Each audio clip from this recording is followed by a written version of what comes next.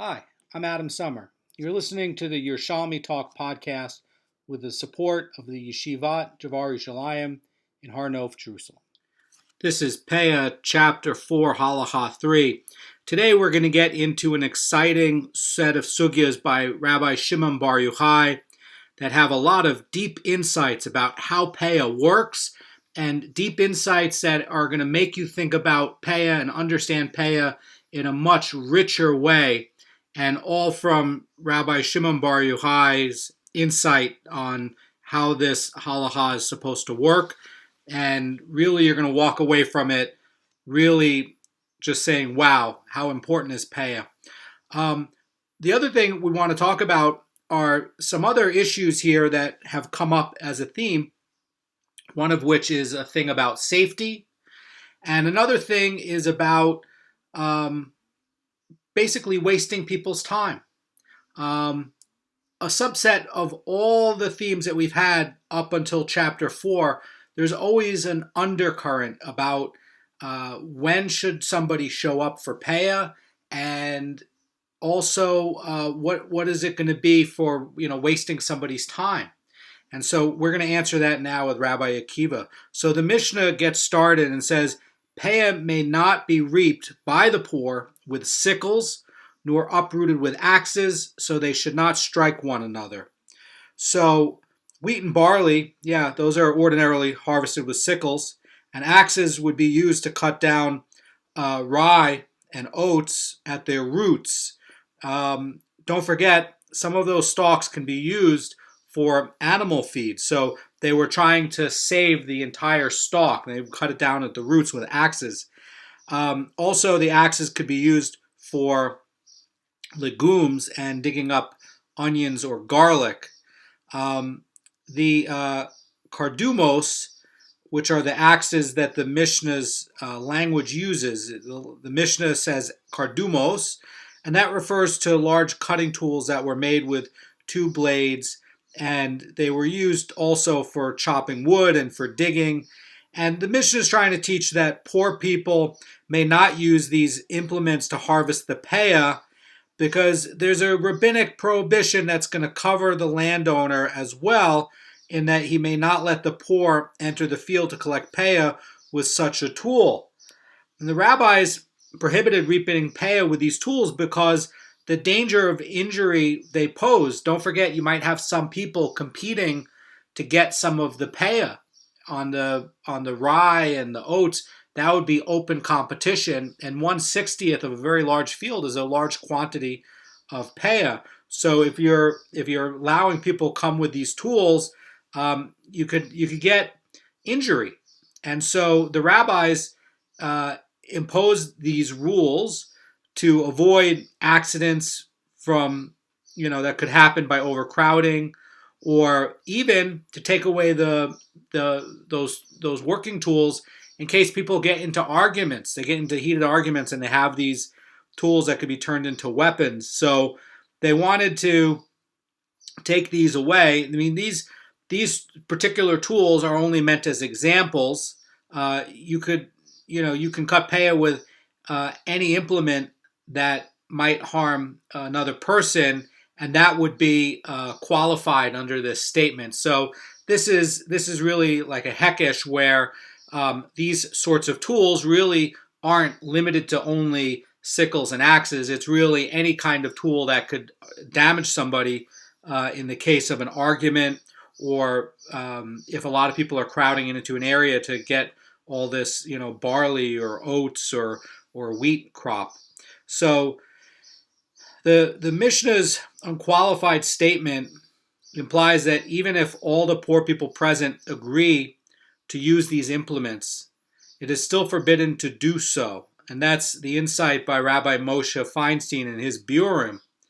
And he's also going to be saying that even if there's only one person present collecting Peah from the field, it is still forbidden. Because again, you don't know if another person's going to show up. So if this only this person is there with the tools, and 10 minutes later another person comes up, well, now he's in there with the tools. I like the insight by Rabbi Moshe Feinstein, where even if everybody agrees, it's still forbidden, because they may agree now, but perhaps it's hot and people are tired and thirsty and they're irritable, and they may have a dispute. So the sages wanted to take this away, and I think that again this comes with this theme of safety that came up in Halacha 1, chapter 4. So the mission is going to continue, and it's going to say there are 3 uvayos during the day, at which point the poor people may enter the field and collect the peah in the morning, at noon, and at the time of mincha. So the Gemara is going to explain the origin of the term uvayos, and the point is that there are 3 times during the day at which the landowner opens his field for peah. These are also, by the way, going to be the collection times for lechet and shchichacha, just FYI. It's just when the farmer is going to make the field open. So the reason that the rabbis are going to institute specific sessions for the poor is going to be as follows. Poor people are not permitted to enter a field to collect their entitlements unless the owner is present. And this is to prevent unscrupulous poor people from stealing the owner's own produce in the field and claiming that he's taking peah. In other words, he can come along and say that, this area too, this is also peah, and the owner, he intended to leave a greater amount than 1/60th. So the owner's supposed to be there. Now, if specific sessions are not established, the owner would be tied down to his field the entire day so that poor people would be free to enter. And of course, that would be a bad thing, because how's a farmer supposed to do any work? If the poor people are supposed to come at any time and they're always coming, in a steady stream, farmer can't do anything. How can he farm? It's unfair. And the Torah is always concerned for the money of Am Yisrael. Keep that in mind. That's always a principle in all the Shas's and all the Halachas, that the Torah is always concerned with the money of Am Yisrael. So how much more so that the farmer can do his work? And the other thing on the opposite side is if that the poor people were forced to wait around for a time when the owner is free, then you have people coming and wasting their time, and that's also unfair. So that's why the rabbis established these sessions, so that the owner is free to leave the field during the rest of the day, and the poor people, they have a time where they know they can get their entitlements. So this is a way where everybody could understand what their duty is and when to show up. Something I want to point out from the Biur Halacha in chapter 2:17 is that the amount of time that the landowner must spend in the field for each session is unclear.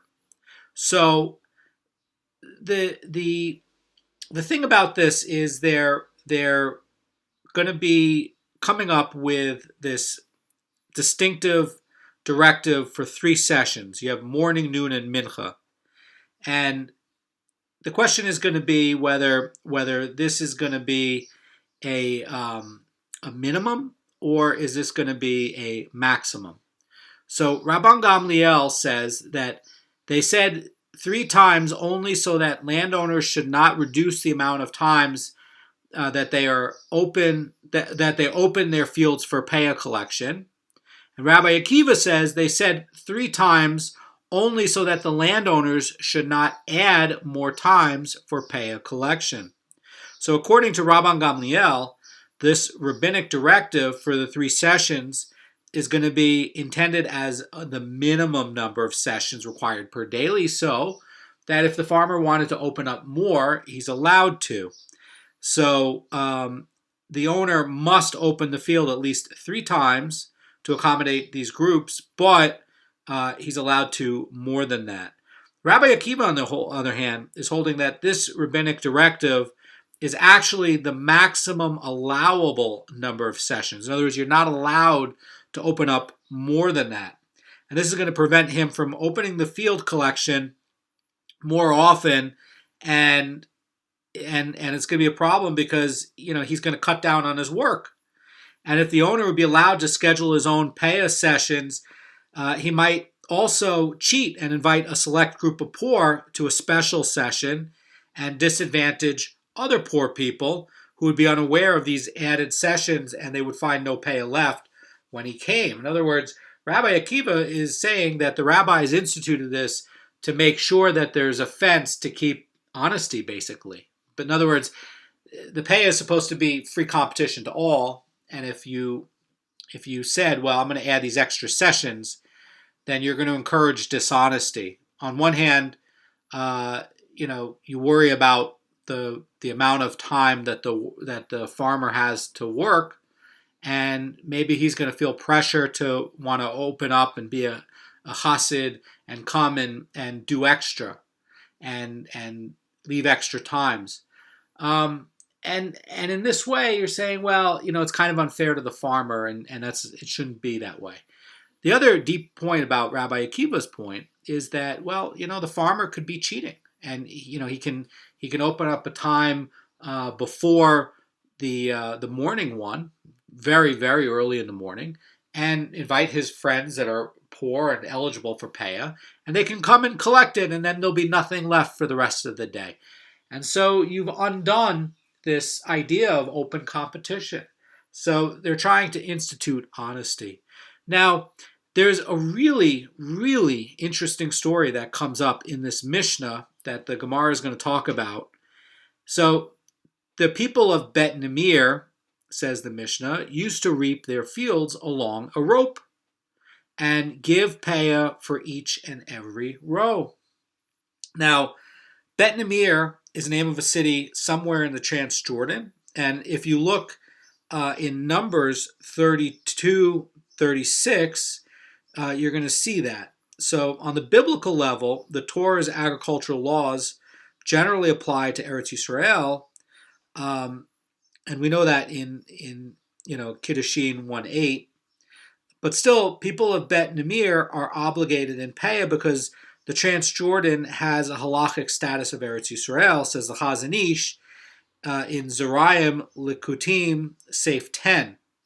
So even if Bet Nimir would not have had the halachic status of Eretz Yisrael, they would be obligated in Peah on the rabbinic level in the same way the people of any located, area outside of Eretz Yisrael are obligated to it. And you can see the Rambam, Hilchos Matanos Aniyim, chapter 1, Halacha 14, and you can see that explanation there. Another way to read Bet Nimir, it could be a family name, according to the Rosh Cirillo. Now, along the rope, they used to reap the fields along a rope. I just want to point out that it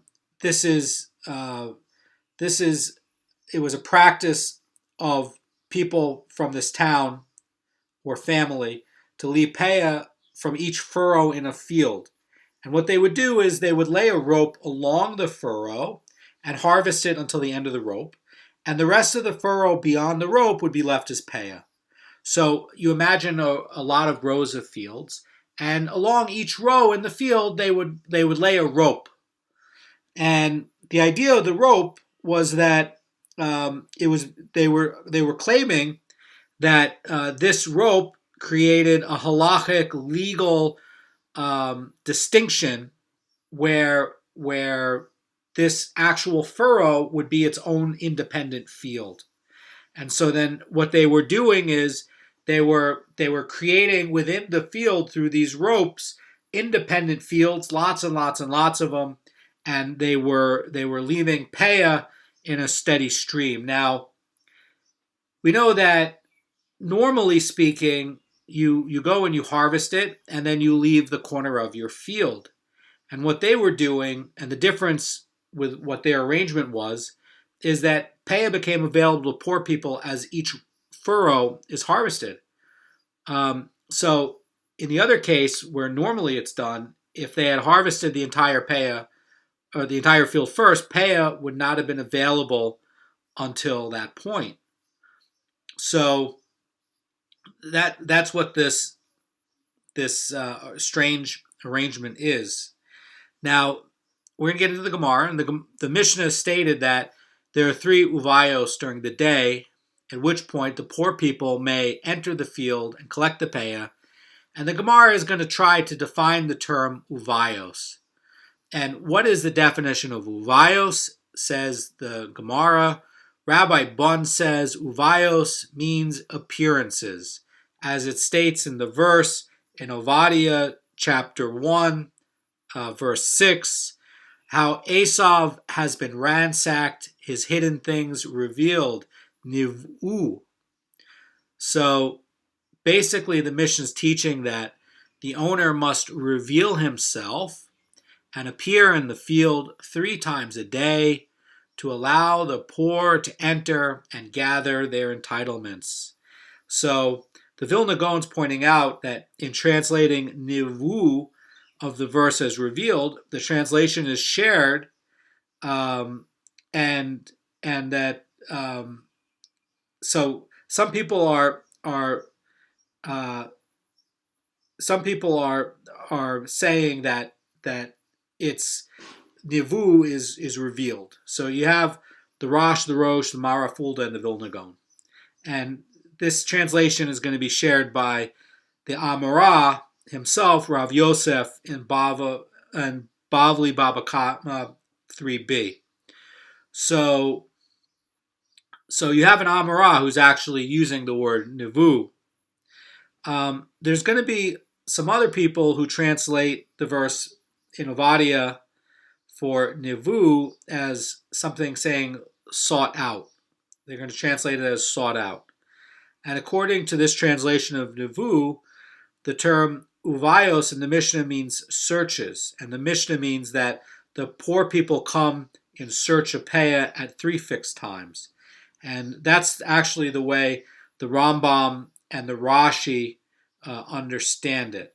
So a possible difference, says Rabbi Moshe Feinstein in Seif 83 of his Biurim, a practical difference between these 2 explanations is as follows. Again, you have on one side one of the Amorim and the Vilna Gaon, the Rosh, the Rosh, Marafulda saying nivu means revealed, and you have Rambam and Rashi, also by the way the Radak, coming along and saying no, nivu actually means sought out, and in this case it means somebody who's searching. And so let's look at the Moshe Feinstein to get this understanding. He says that if the Mishnah is teaching that the owner must appear in the field to allow the poor to collect the entitlements, it would seem that the poor people are not allowed to enter the field if the owner is not present. Thus, the owner must appear so that they may enter.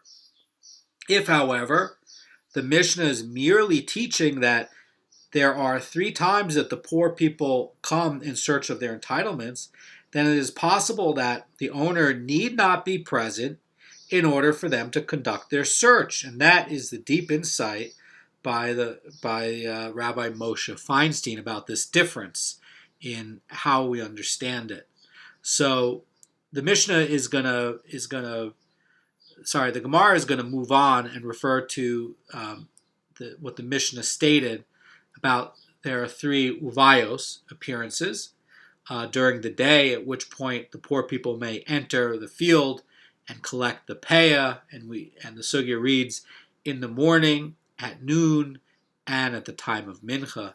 And the Gemara is gonna try to explain the difference between these 3 appearances and how they were timed to accommodate the various groups of poor people.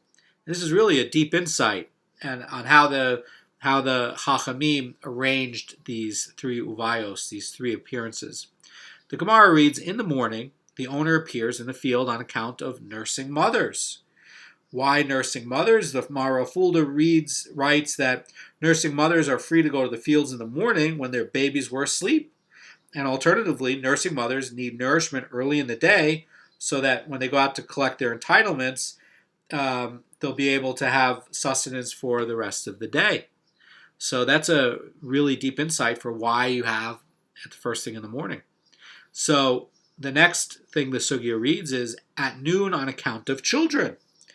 And what does that mean? So the Mara Fulda writes that this refers to children who sleep late in the morning and then nap again in the afternoon, and they require a noon session to collect Peah. Alternatively, it could refer to school-age children who are learning Torah in the morning and afternoon, and since they break at noon, the noon session was instituted so that they wouldn't have to disrupt their Torah learning to collect the Peah. What a deep insight! What a deep insight! So the next one is, and at the time of Mincha, on account of the elderly. So the Mara Fulda writes here that the elderly poor set out around midday and proceeded slowly to the fields, arriving in the mid-afternoon. An afternoon session was instituted to coincide with their arrival.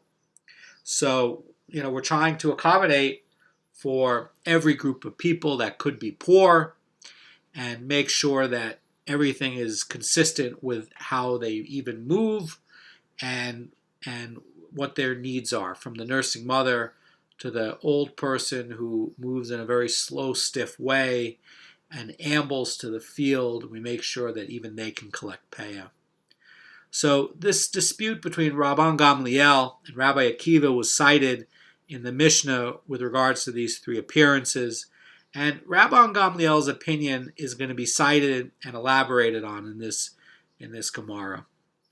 So the Gemara reads like this. It says, Rabban Gamliel says, they said these three times only so that landowners should not reduce the amount of times that they open the field for Peah. And the Gemara explains, but if the owner wishes to add to these three mandatory appearances and open the field for Peah collection at other times as well, he may add. And we are not concerned that he will find an opportune time to open his field for a select group of poor people to take the Peah for themselves. So, as noted above, this is the concern of Rabbi Akiva, who maintains that the sessions mentioned in this Mishnah are the maximum allowable number of sessions. And Rabban Gamliel is actually rejecting this concern. When the poor people see the owner nearing completion of the harvest, they wait for him to designate the Peah, and they're ready to swoop in and enter the field whenever the owner opens it up. So let's look at Rabbi Akiva's opinion now and elaborate on it. So Rabbi Akiva says in the Gemara, they said these three times only so that landowners should not add more times to Peah. And the Gemara explains, but if the owner wishes to reduce the number of times he appears in the field and open his field for Peah collection only one or two times during the day, he may reduce them and cancel one or two of the sessions, although the poor people, being unaware of the specific session was canceled, may come to collect the Peah for naught. So let me read that again. So if the owner wishes to reduce the number of times he appears at the field and open the field for collection only one or two times during the day, he may reduce them or cancel two of the sessions. So yeah, we are worried that the poor people may be unaware of this and come and try to collect it for nothing. So let's look at the Vilna Gaon's comment here. He says that the rabbis saw no need to accommodate all the various groups of poor people. Their only concern was that when the field is open for Peah collection, it should be open for any poor person, not just a select group. This is accomplished by fixing times at which the field may be open for Peah. So the Halacha follows neither Rabban Gamliel nor Rabbi Akiva, says the Vilna Gaon, but rather the opinion of the Tana Kama, whose unqualified statement implies that the three fixed Peah sessions can neither be reduced nor added to. And this is also, by the way, the Rambam's commentary in the Hilchos Matanas Aniyim 217. So the Rambam and the Vilna Gaon are saying that the Halacha L'maisa is by the Tana Kama, which is that you may neither add to the number of sessions nor detract from it. But it helps to sharpen our mind on why Rabbi Akiva says you could actually reduce it. I mean, Rabbi Akiva's point is interesting. He's saying that, well, let's say these old people, right? How can you how can you just make it for a select group? And if you look at the Halacha, we know that you're not allowed to say that, oh, this, this is going to be left out to anybody except for poor people or except for rich people. And that, that's, Hefker, you can't do things with Hefker like that, right? And same thing with Peah. You're not supposed to be rich collecting it, right? So he's saying that, Rabbi Akiva is saying that, it should be open for any poor person, not just selected groups. And effectively what the rabbis did was they created these selective groups. And it's not really the way it's supposed to work. That's really what Rabbi Akiva is getting at. And it's a really good point, but that's not how the halacha goes. So we're going to get into this really curious story about this Bet Namir place. And then we're going to get into these amazing insights on Peah from Rabbi Shimon Bar Yochai. So the Gemara cites the final clause of the Mishnah, and it says that the people of Bet Namir used to reap the fields along a rope and give Peah for each and every row. And the Gemara is going to cite a brisa that notes that the people of Bet Namir were both praised and disparaged concerning this practice with respect to Peah. It was taught in a brisa. Abba Shaul says, the sages mentioned the people of Bet Namir for censure, and they mentioned them for praise. They mentioned them for censure, for they would designate as Peah only 1/100th of their crop, rather than the required 60th, 1/60th. So the Vilna Gaon here points out that possibly the people of Bet Namir were of the opinion that the rabbinic 1/60th requirement was instituted only for Eretz Yisrael proper, and it was not instituted for cities such as theirs, which are outside of Eretz Yisrael proper. And they were criticized for this deficient allotment, because the halacha is that 1/60th requirement be applicable even outside of Eretz Yisrael proper, and that, by the way, is d'Rabbanan, but still it has to be 1/60th. They're both d'Rabbanan, right? The 1/60th is d'Rabbanan, and the 1/60th outside of Eretz Yisrael proper is also d'Rabbanan. So they made a mistake. They thought that that it would have been a smaller amount, and that's why they're mentioned for censure, because they were actually kind of underdoing it, right? They were underdoing it. 1/100th is a lot less than 1/60th. And they mention them for praise, says the Sugya, for they would reap their fields along a rope and give Peah for each and every row. Now, the Maharal Fulda is going to point out that the advantage of this arrangement was that Peah became available to the poor as each row was harvested, so that they did not have to wait for the entire field to be harvested to get the Peah. Because of their consideration for the poor, they merited special praise. Now, keep in mind, this rope that separated each furrow was basically a halachic tool to separate the field. It created a division. I want to look at a comment by the Rosh Cirillo here, and he says that it emerges that the people of Bet Namir were lauded and disparaged for two independent practices concerning their pay allotment. That's really interesting that it was actually for two different practices. One, they left Peah for each furrow using the rope method, and two, they would leave 1/100th of their harvest as Peah rather than the required 1/60th. And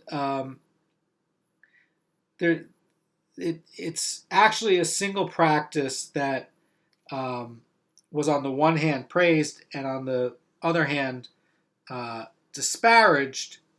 And you could look at it where the practice is used to harvest along the entire rope, and then as they're doing it, they're moving the rope, and then they're harvesting the other area, the other side of it. So basically what's happening is they're leaving this like staggered farming approach where it's being done in strips, and what's happening is that it's not being done evenly. So what's happening is that this bet Namir method of Peah distribution basically entails laying a rope along each furrow, and this effectively is separating the furrow from the rest of the field. So the Peah at the end of the field, at the end of the furrow, is not considered a mid-harvest designation of Peah because it's an independent field, and so that it's they're able to come along, one day at a time and leave Peah, one day at a time instead of all at the end. So that's a very big difference in the way a farm is normally done. Let's get into Rabbi Shimon Bar Yochai and these amazing reasons for Peah, really deep insights. So a baraisa was taught in the name of Rabbi Shimon Bar Yochai for the following 5 reasons a person should give Peah only as the last remaining portion at the end of the field. Now keep in mind, this is being placed next to what the people at Bet Namar were doing, or Bet Namer were doing. So Rabbi Shimon Bar Yochai is specifying that the field must be left at the end of the field only because a person generally concludes the harvest at the end of the field.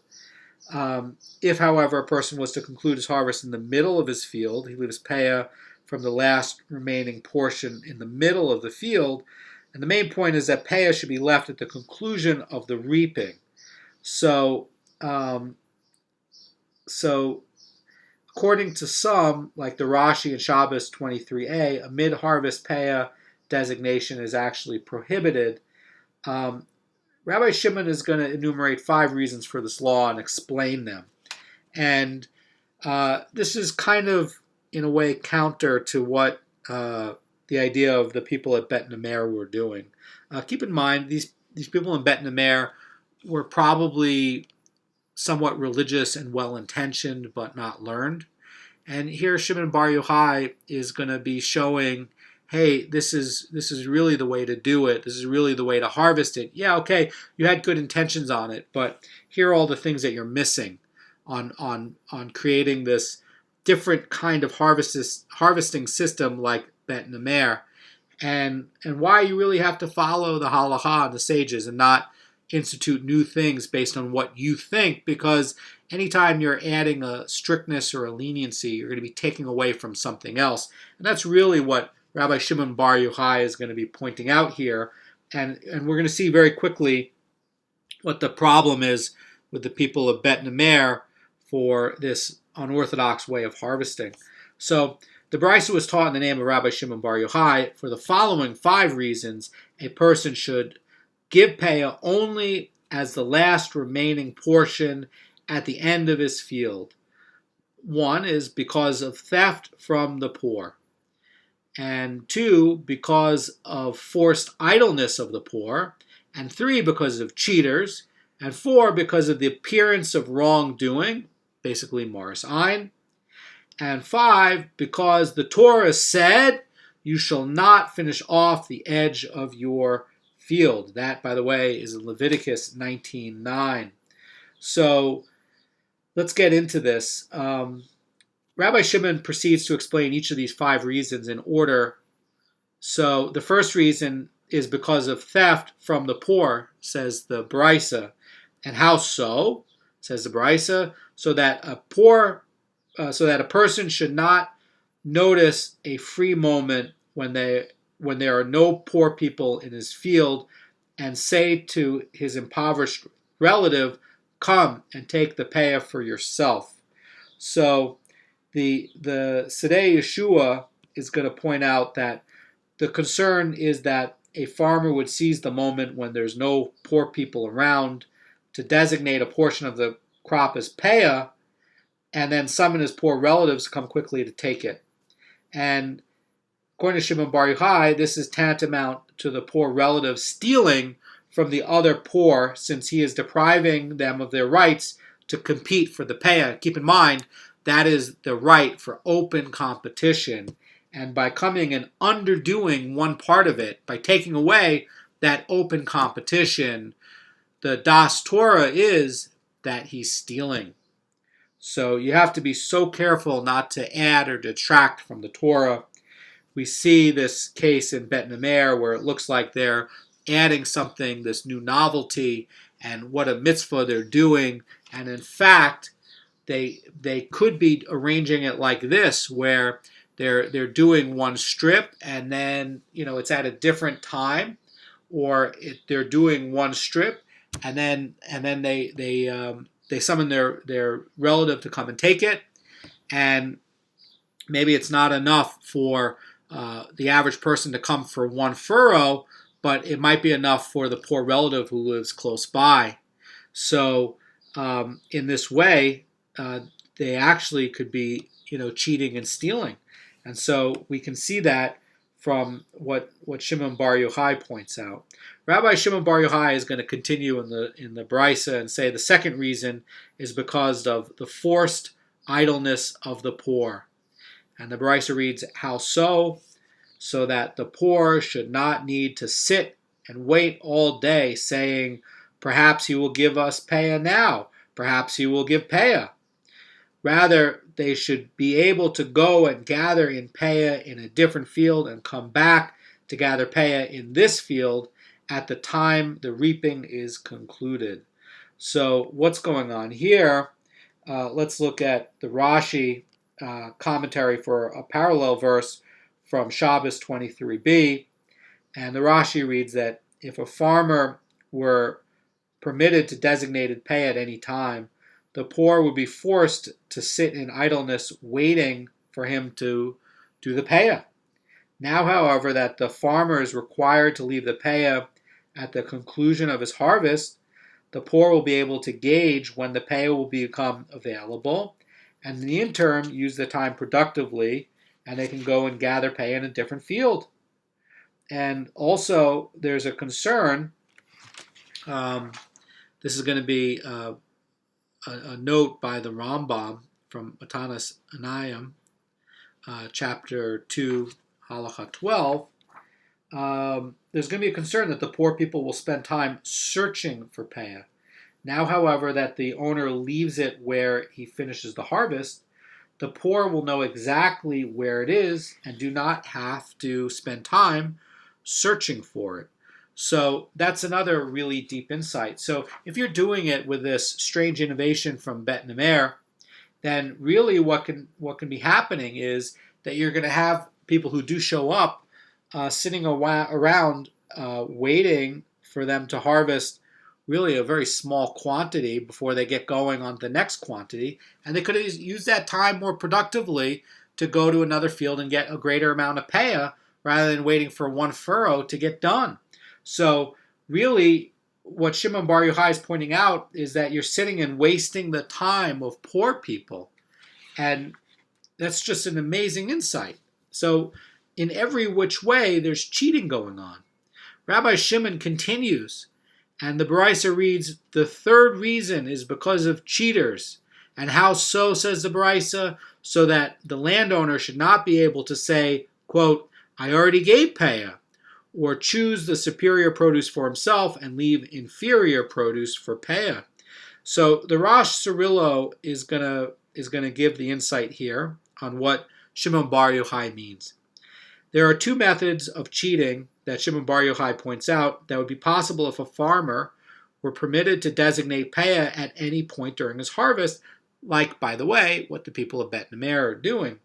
So the Rosh Cirillo continues, he says, one, he could harvest the entire crop for himself, and then say to those who see him completing the harvest without designating Peah that he had already left Peah earlier.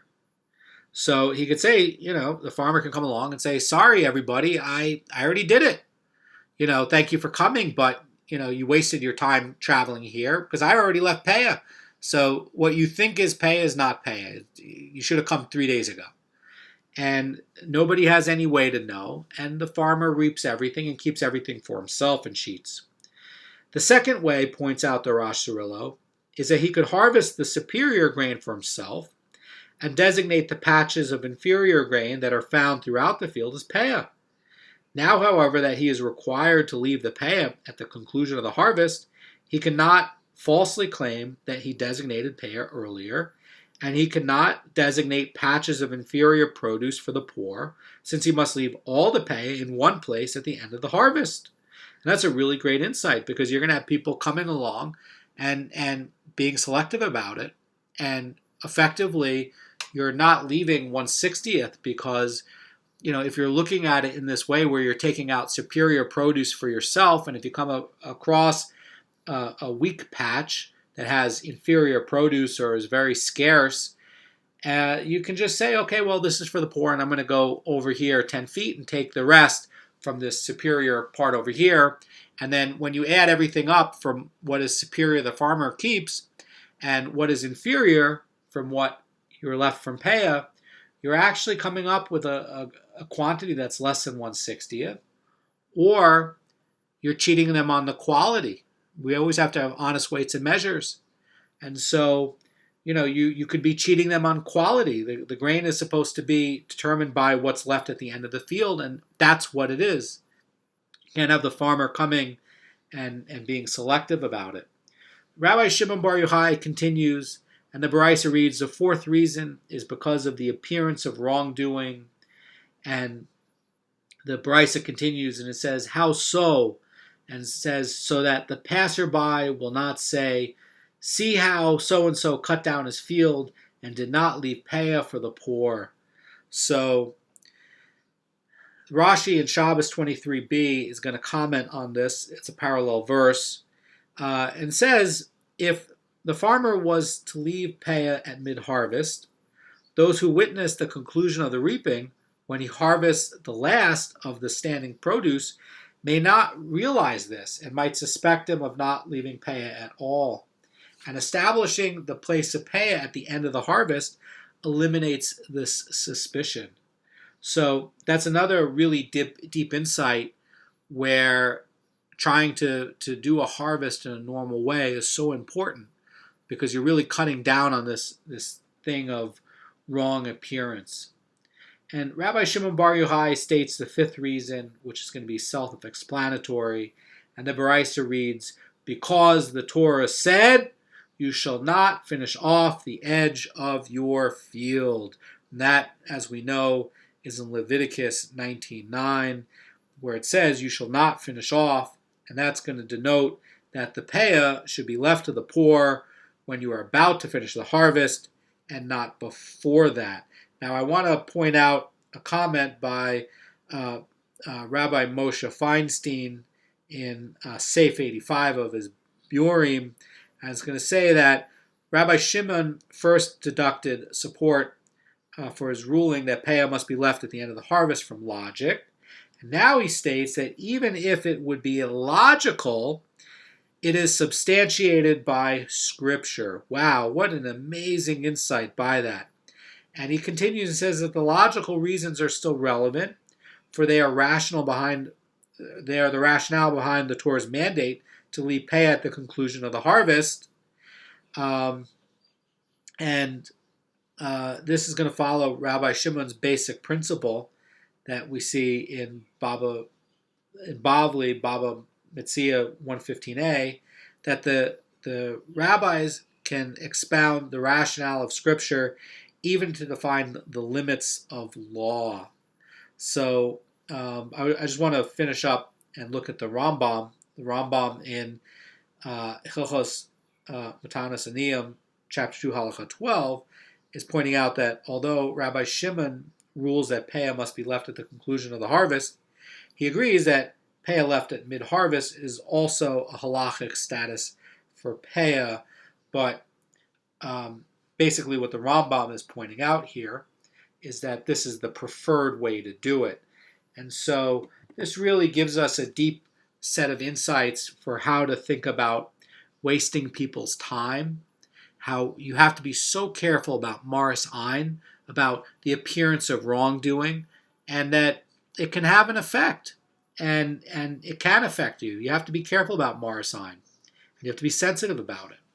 And you also have to be sensitive about all sorts of details about not wasting somebody else's time, not making them idle, and not having them sit around and wait for you. So you have to be very, very careful in the halacha, and you have to really, really pay attention. Anyway, have a great day.